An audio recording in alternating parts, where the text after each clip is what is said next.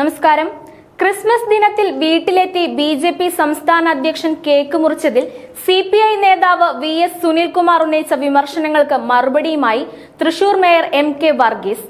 K സുരേന്ദ്രനെ സ്വീകരിച്ചത് സാമാന്യ മര്യാദയുടെ ഭാഗമാണെന്നും കേക്കുമായി വീട്ടിൽ വരുമ്പോൾ കയറരുതെന്ന് പറയാനുള്ള സംസ്കാരം തനിക്കില്ലെന്നും മേയർ പറയുന്നുണ്ട്.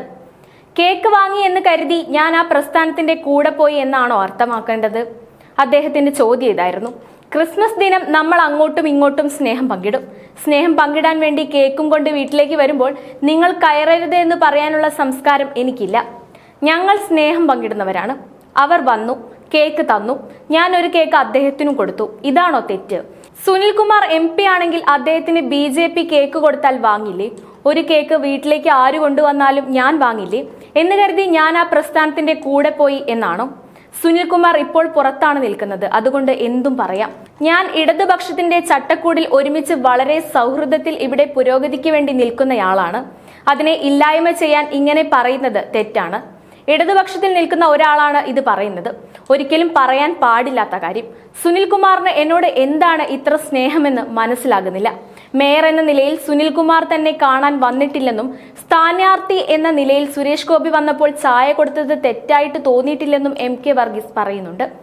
നേരത്തെ മേയർക്കെതിരെ രൂക്ഷ വിമർശനവുമായി VS സുനിൽകുമാർ ഉന്നയിച്ചത് ഇങ്ങനെയായിരുന്നു. കഴിഞ്ഞ ലോക്സഭാ തെരഞ്ഞെടുപ്പിൽ BJP സ്ഥാനാർത്ഥിക്ക് വേണ്ടി നേരിട്ടും പരോക്ഷമായും പ്രവർത്തിച്ച ഇടതുമുന്നണി മേയറാണ് MK വർഗീസ് എന്നും കേക്ക് മുറിച്ചതിൽ അത്ഭുതമില്ലെന്നുമാണ് സുനിൽകുമാർ പ്രതികരിച്ചത്. എന്തുകൊണ്ടാണ് BJP തൃശൂർ മേയറുടെ വീട്ടിൽ മാത്രം പോയി കേക്ക് മുറിച്ചതെന്നും അദ്ദേഹം ചോദിച്ചു. ക്രിസ്മസ് ദിനത്തിൽ MK വർഗീസിന്റെ വീട്ടിലെത്തി BJP സംസ്ഥാന അധ്യക്ഷൻ കെ സുരേന്ദ്രൻ കേക്ക് മുറിച്ചതാണ് ഇപ്പോൾ വിവാദമായിരിക്കുന്നത്.